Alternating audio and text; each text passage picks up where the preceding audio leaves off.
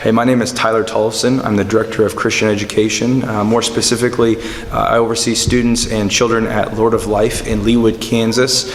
Today I'm going to be presenting on a topic that's kind of near and dear to my heart called Every Parent, Every Leader. And what I hope to accomplish today is really just to help church leaders define a role for themselves and for parents in the home. So often we talk about partnering with parents, and so I want to give you a strategic plan. I want to give resources to leaders to help them understand what their role is in the home and what their role is in the church. We spend a lot of time focusing on a Sunday morning experience or a Wednesday night confirmation experience, but what happens with your families on Monday through Saturday? And so how can we leverage that time to influence the faith of the next generation? And so that's what I want to present to you today. And so today I want to talk to you about every parent and every leader, because there are two truths that can live together at the same time. And the first truth is this, is that no one has more potential to influence the child's relationship with God than the parent. No one. If you're a pastor, your sermons are not the number one thing in their life. If you're a DCE, your Sunday morning experiences aren't the number one thing in their life. If you teach confirmation, that is not the number one thing in your life. The number one thing is always the parents. But at the same time, there's another truth that is also true at the same time, and that is that a parent is not the only influence a child needs. So we have two truths at the same time living together, and there's this tension that kind of holds them together. So parents are primary influence, but parents are not the only influence. And so how do we leverage both of those influences? How do we connect both of those influences and work together to make a greater impact in the next generation? And so that's what I kind of want to unpack for you today. What I want to talk to you about today is how do we do that? Dave Ramsey does this great kind of analogy. I don't know where he got it from. I'm sure it's not his, but it's where I know it to be from. And, he always uses the analogy of one horse can pull, I think, 12,000 pounds. But if you put two horses together, they don't pull 24,000 pounds. They can only pull over 36,000 pounds. And the analogy is that when two combined influences work together, you can actually do more than two influences. Does that make sense? Two combined influences make a greater impact than just two influences. Let's talk about things you do within your congregation. What are programs, what are events, what takes place in the life of your church or congregation? And maybe if you're a teacher or a school, you can be strategically thinking about what sort of things do we put on for our kids, what sort of events happen in the life and rhythm of our school that kind of fit the same model. What we tend to do in our churches or in our schools is we have a whole bunch of things that happen in the rhythm of our school year, in the rhythm of our church year, in our calendar. And depending on where we do these, they can shift, they can change. But so over time, you tend to have a pattern for what you do. You tend to have a calendar that if you've been teaching for long enough, you just kind of crank the wheel and you teach, right? And so you kind of have some of these strategically placed throughout the course of the year. You might have a party for Christmas, a party for Easter. And so what it tends to look like is this. You just have events over the course of the school year. But what would happen if you began to think of these events or opportunities as steps to the next thing? What would it look like for you to begin to say, what about choir, what about mentoring could we potentially do to kind of strategically place these along a path that would create a specific direction that we want kids to go, where we want them to move? And so, not that any of these one things is bad or good, it's just that when we all are doing a lot of things, we haven't really given them a rhythm, we haven't put them in sync, and we haven't really strategized how they're going to work together. And so, really my vision for what we do at Lord of Life, and what I think churches should really be thinking about, schools should be thinking about, is how to synchronize church leaders and families around a plan. Give them a specific direction to pass the character and love of Jesus to the next generation. How can we move kids in a specific place, into a specific role, so that they can experience God in a new and exciting way? And so, you might think of, I always like to think of a semi. Like, it's amazing that you can put a sequence of 50, 60, 70 cones on a highway, and it can move a 100,000-pound vehicle out of the way. So when you strategically place things in the life of a kid at a certain point, at a certain time, and you introduce a certain person in their life, it has the potential to actually change the direction of where a kid is going. Maybe you don't need a mentor for a preschool kid, but you really need a mentor for a middle school kid. And so you begin to think, okay, we can teach preschool kids what we need to teach them, but we need to focus on mentoring for middle school and high school, because that's when it counts for mentoring.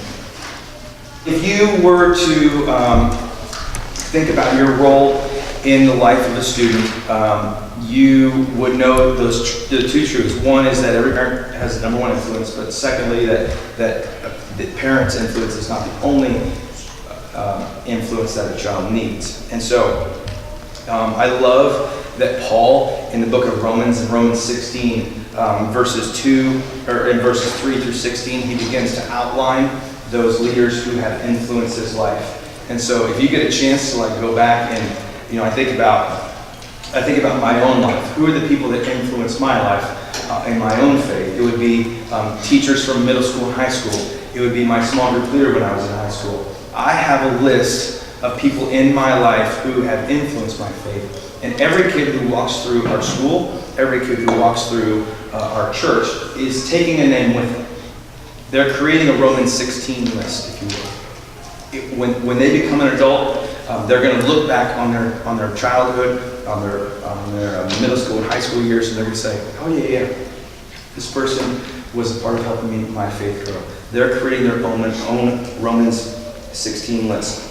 So when a child leaves your ministry or leaves your school and moves on to the next phase or stage of life, they will have people that stood in specific roles and influence their faith.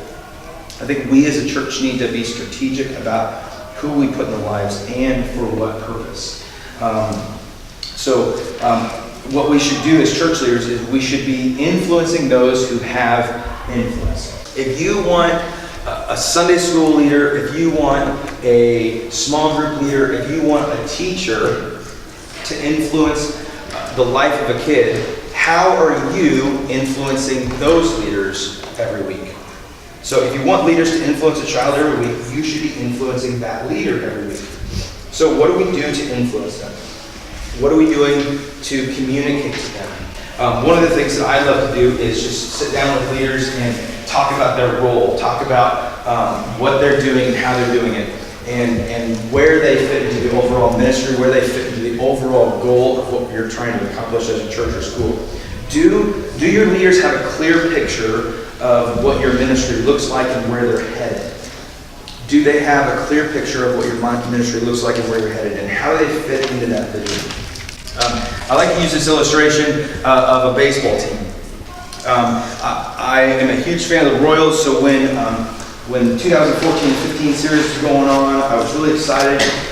But what's interesting about baseball is it's very much a team sport.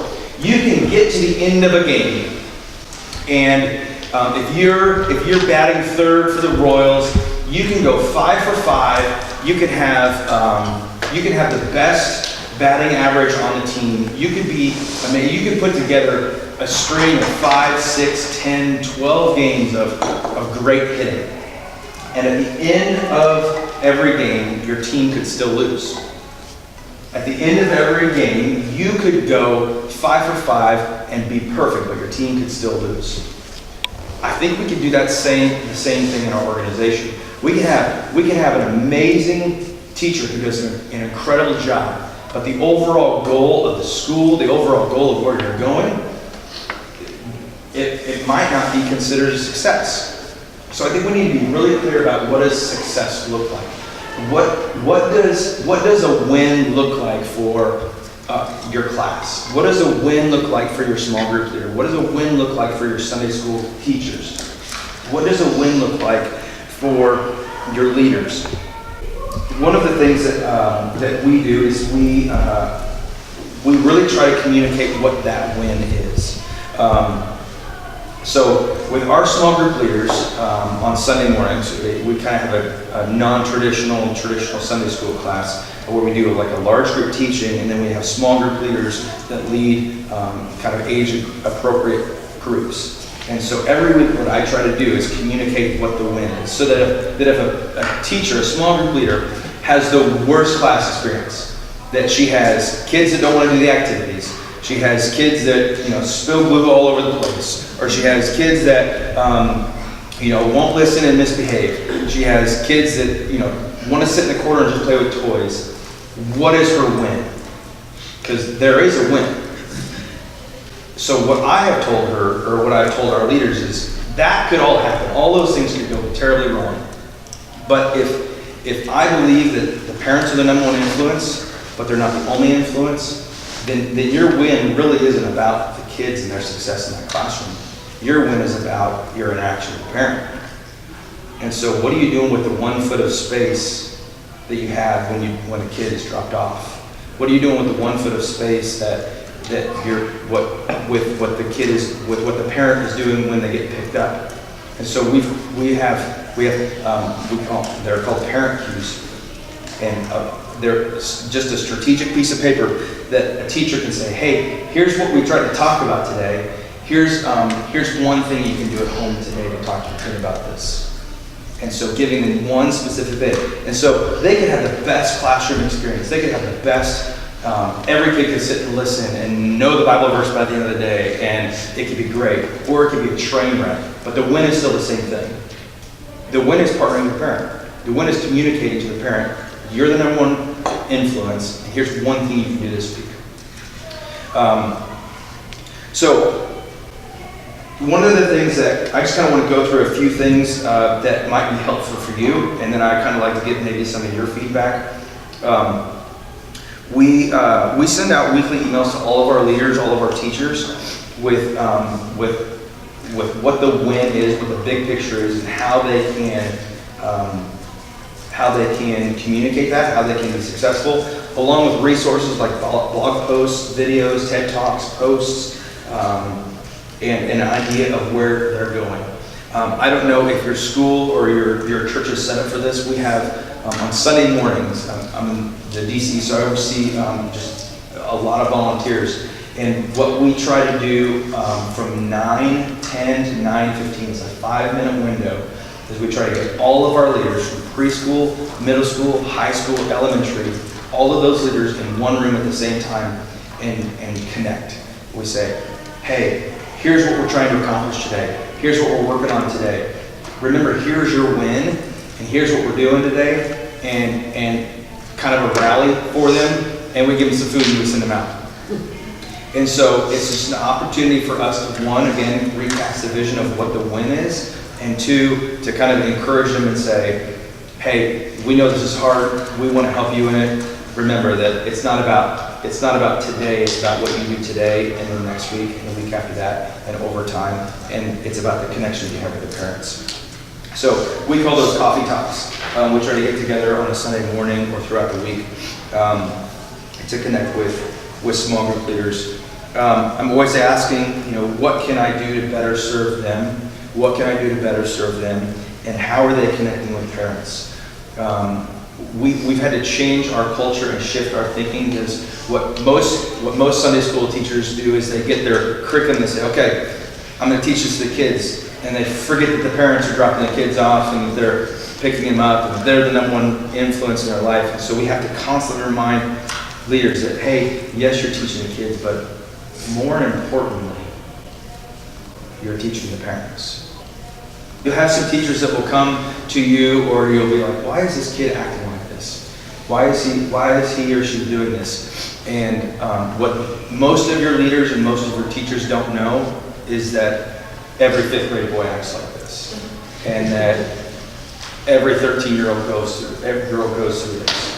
But they don't know that because they don't know the development, and they don't know the physical side of what boys and girls are going through. They don't know what they're going through relationally, and they're not sure what they're going through culturally. And so we as church leaders, as teachers, need to be aware of what's going on around our students so that we can influence the people who have influence in their lives. I'm a firm believer that we don't need more information. There's plenty of information out there for leaders and for parents. What we need is the right information when we need the right information. When you give parents information that is irrelevant to the day, they don't use it. When you give parents information that's irrelevant for the day that they're in, it's not important. And that's not a slight to parents, it's just the reality of parents. That parents filter through so much information, so much content, and they have to decide what to prioritize and what's right and what's wrong and what's best and what's not. And so when you can strategically say, hey, guess what, we talked about this today, and your kid is going to be asking you this question on the way home, here's the answer. You've just set them up for success. Hey, we just talked about Jonah today, and here's the one thing that we taught your kids about. Ask them, what's the one thing you learned about Jonah today? I bet they can ask you that. I bet they can tell you. And you get a preschool mom asking a little preschool boy, like, what did you learn about Jonah? And he says, he got eaten by a big fish. We just got to win with our mom on the way home from preschool. We just got to win because a parent engaged in a conversation with their kid about faith. And so giving them the right information when they need it. I don't know about you, but if you're a parent, I did not graduate with a parent degree. I don't have a diploma in that. And in fact, the research says that if you're proficient and you try something for 10,000 hours, you're a professional, right? And so you'll never be a professional parent of a kindergartner because they're only a kindergartner for 52 weeks. And then they're a first grader and you got to start all over again. You're never a professional at understanding a 7th grade boy because they're only a 7th grade boy for 72 weeks or 52 weeks. And then you've got to become a parent of a 8th grade boy and you start all over again. And so helping parents to understand their kid when they're in 7th grade, what they're going through, and how you can relate to them, I think is really key. Helping them understand that a preschool learns through their environment, through their interaction with objects, that they think like little artists, and they want to experience and touch and do everything, and that's not how a 7th grade boy thinks. So helping leaders and teachers understand that. Another thing that you might think about or consider, and one of the things that I think about when I think about leadership is having advocates for your ministry. One of the greatest ways to have leaders influence other leaders and leaders to influence churches is to have them interact with parents each week. So again, it's the take-home thing that they have, or it's handing them a piece of paper. But also, your leader should be able to, or your teacher should be able to communicate what you do and why you do it. That it should be an easy, concise, or a short statement that says, this is what we're doing and this is why we do it. And so, you saw the vision statement that I had before, and that's just, I try to make sure that every teacher, every small group leader knows that their role as a small group leader is to help parents understand that we're passing the character and faith of Jesus to the next generation. That's it. Why? You're a small group leader. Why are you a small group leader? Because we're passing the faith and character of Jesus to the next generation. And so not only are you giving small group leaders that eternal perspective of what they do, but you're also giving parents an eternal perspective of why they do what they do. And we don't want them to miss it. And so what's awesome about that too is your leaders then become advocates for your ministry. We have leaders who are like, hey, I get to show up and lead a small group, And sometimes it's crazy, and sometimes it's great, and sometimes it's horrible. But you know what I'm doing? I'm passing the faith of Jesus in the next generation. Like, they understand the why behind what they do. And when leaders get it and they understand it, they're motivated to bring people along. I use this example. We had a family in our church about 3 years ago, and I don't know how they missed Chick-fil-A, but like, it wasn't until like 3 years ago she went to Chick-fil-A for the first time. And she came back to church like that next weekend, and she's like, you know, you got 2 kids, you should go to Chick-fil-A. They have an awesome play area. They'll serve your food to you. It's clean, it's family friendly, and all this stuff. And I'm like, that's awesome. Like, nobody from Chick-fil-A went up to her and said, hey, you know what? We created this environment for you because we care about your kids and your families, and we want you to be an advocate for us. When you leave here, can you go talk to other moms and dads about how much you love Chick-fil-A? No, she did it on her own because of the experience that she had. She did it on her own because she got that Chick-fil-A was clean. She got that Chick-fil-A cared about her kids. They had pretty good food, and that's all. And so when I became a new parent, she's like, you gotta go there. I'm like, I've been to Chick-fil-A like a million times. You know, like, you just got it, I don't know. But I think about, like, how do our leaders communicate to their friends about our church?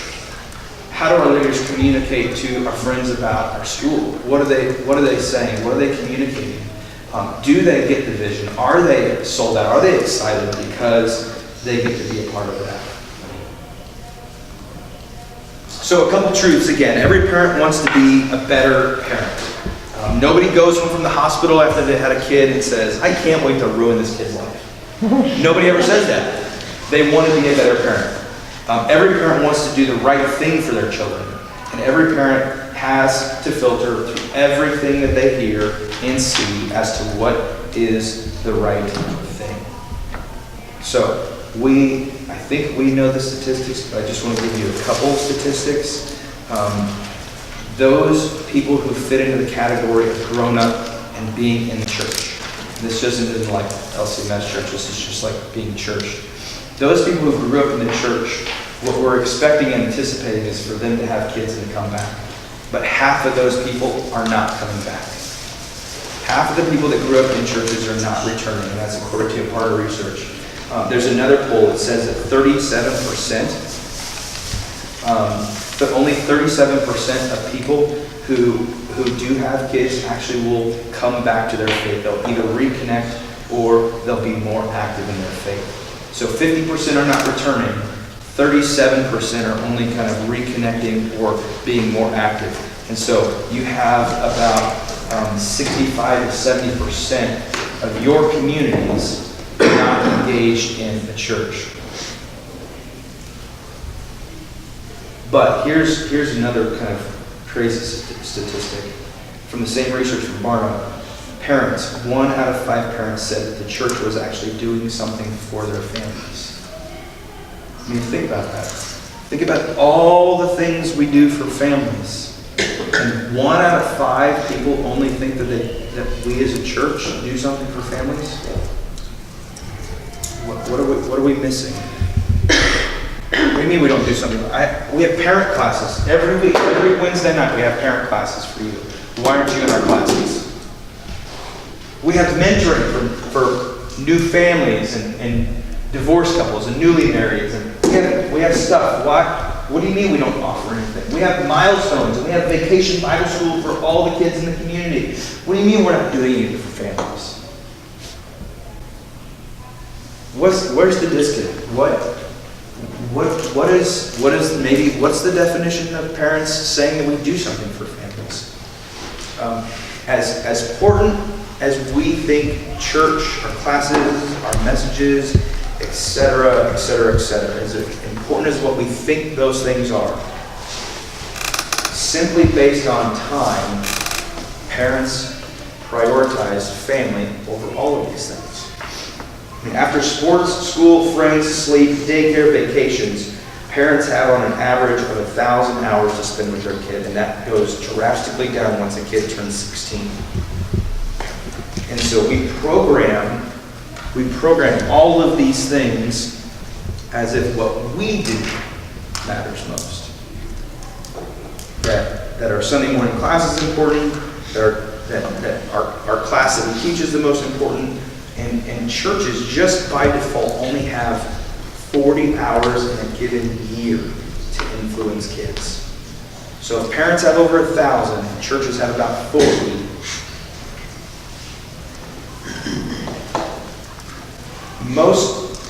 I didn't realize this until I had kids, but I found this is true. Most parents don't lay in bed at night thinking about your sermon, about your Sunday morning class, or even about God. As a church worker, that's frightening me because I want that to be the first thing they think about is their relationship with God. But it's not. It's not the first thing that parents think about when they lay in bed at night. The number one thing that parents think about when they lay in bed at night is their kids. They're planning for the next morning. This morning I left at 5 a.m. I had to get up at 4:30 to make both of my girls' lunches before I left. Like, I was thinking about that last night at 11:30 when I went to bed. What am I going to put in their lunch? What am I going to do? My wife has to work all day. My parents have to come pick the kids up at 7. And then, I was just navigating all of that stuff as a parent. The last thing they're thinking about is how to influence their kids in a relationship with God. And I'll be honest, it's one of the last things I think about. And I do it for a living. So I don't want to say we lower the bar for parents. I think we raise the bar for parents, but I think we change our paradigm to think about, if they have 1,000 hours and we have 40 hours, then why am I spending 40 hours focusing on those 40 hours and not 20 hours of my time focusing on their 1,000 hours? This is a little station in our entry area, and for preschool, elementary school, middle school, and high school, we have a whole bunch of materials. We call it our Q station. We want to cue parents every single week. So when they show up, if I've got a new family that comes in, I say, hey, it's so great that you're here. Here's what we talked about. You need to go check out this station because we have something for every stage and age of your kid. We want our parents to talk to our small group leaders. We have a document from parentq.org that is how to tips for partnering your kids with their teachers. And a little note card that they can write to their teachers and say, hey, thanks for being their small group leader. We'd love to connect with you. And so we give this to every single parent who wants it. It's on the station. They can grab that if they want. And so just little resources like that that every parent can take home. And that if anybody new shows up, they feel like we're expecting them. And have you ever showed up to an aunt and uncle's house, kind of uninvited, and like, hey, and you're like, oh, I don't have any food, or I don't have anything, and make yourself at home, and they're kind of in the kitchen, like, putting stuff together for you.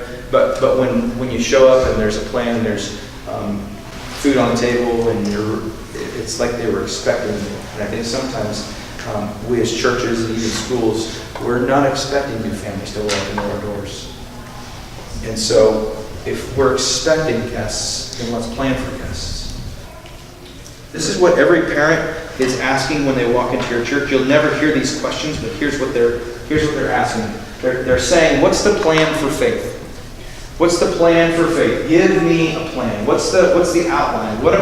Where am I going? Because remember, every parent did not graduate from parenting school. They did not graduate from a Concordia school. They did not go to education school. They don't have a psychology degree in adolescent psych. They don't have a degree in leadership and how to lead kids. They don't have a teaching degree on how to teach their kids. They don't have a dietary degree to teach their kids how to eat. They don't have any of these things.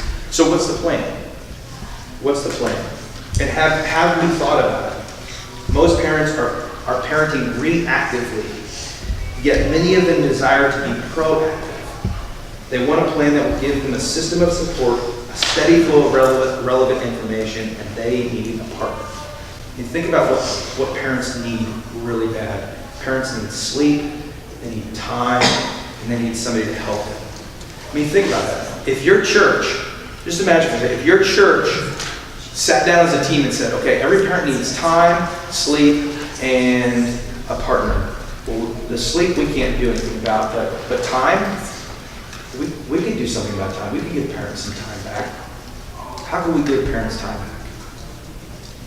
Well, maybe we watch their kids for them. What if we watched their kids for them while they went Christmas shopping? What if we opened up a community and said, hey, we know you have to Christmas shop. We just want to watch your kids so you can go out and enjoy a night of Christmas shopping without your kids. How does it work?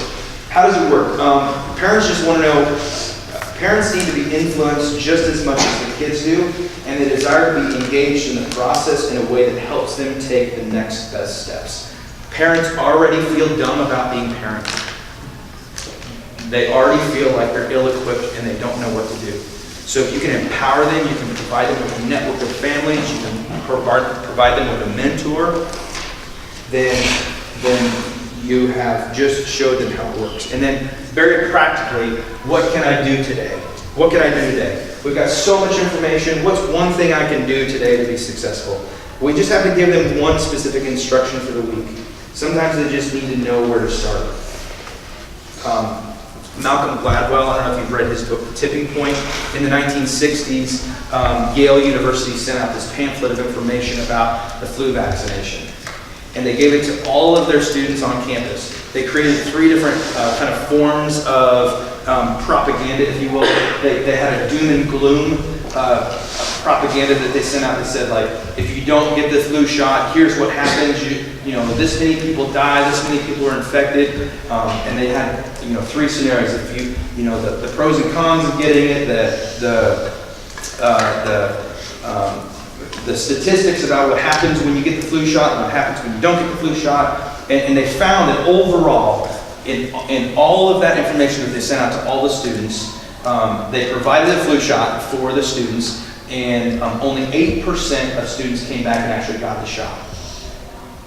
8% of the thousands that they did. What is going on? And then they decided to make a really small change. They kept all the propaganda the same. They simply, on the back of the handout, put the time of when the shot is available and a map to the Human Health Resource Facility. The time and a map. 28% of people returned and got flu shots by something very small, something strategic that gave them specific instructions. Come to the Health and Human Resource Building between 7 a.m. and 3 p.m. at this location. I mean, everybody knew where that was. It was a gym. But they had a specific location and a specific time. And so, what specifically can you do for parents to get them to take one little step? We often say, well, we're going to partner with parents. What does that mean? Like, what can we do? What can we just do today? What text could I send out to a parent to partner with them? I've created a thing called the Family Map. I've got some examples of this. We're kind of in the process of redoing this, redesigning it, because what this is we answered these questions. What's the plan? Well, this is our plan. Here's where a parent begins before you have kids, and this is where it ends even after you have kids. And so this is the journey every family would take at our congregation. What things will partner with them, what things will provide for them, what resources will provide for them, what they'll do. And this is a clear, concise roadmap for what they can expect from us and what we want from them and for their families. And so there's key things on here like baptism. There's key things on here like confirmation and first Bibles and all sorts of stuff. The driver's license, a thing that we do called Family University. And then inside kind of outlines what the map is, a description of what the map is all about. Our family map classes, an outline of when those happen, what weeks, how long they are, resources for every phase. So if you got a baby, here's some great books and resources. Here's what you should know as a parent of a baby in preschool phase, elementary phase. And so what I found, this looks great, it is great, but what I found is I hand it to parents and parents are like, great, this is awesome, and then it just sits on their shelf. And so it's great as a visual, but they don't do anything with it.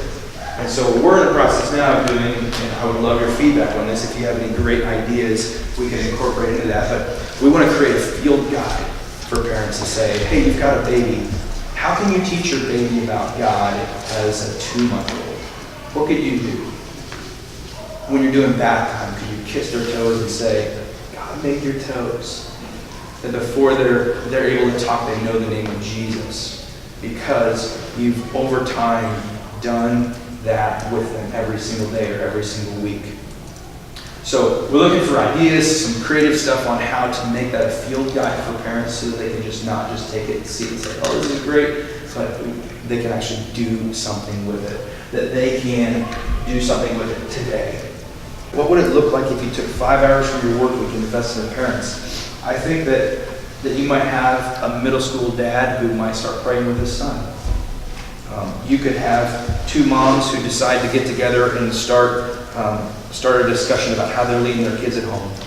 Or what if 5 or 6 dads of middle school girls got together and said, hey, we're going to make sure that our girls grow up in a safe environment, and we don't want the culture around them to shape who they are as an individual and what they believe about themselves when it comes to their sexuality, or what they believe about themselves when it comes to what boys say they are. What if we create a culture in our church? We just spent 5 hours trying to connect with a few dads. If you work in high school ministry, what if you took 2 hours of your week to meet with freshman dads and encourage them to be spiritual leaders in their home? I mean, would their sons decide to show up? No. So I just encourage you to think through, if we want every parent to do something, what can we cue them to do? If we want every leader to do something, how are we influencing those who have influence? How are our leaders connecting with our parents? And how are our parents connecting with our leaders?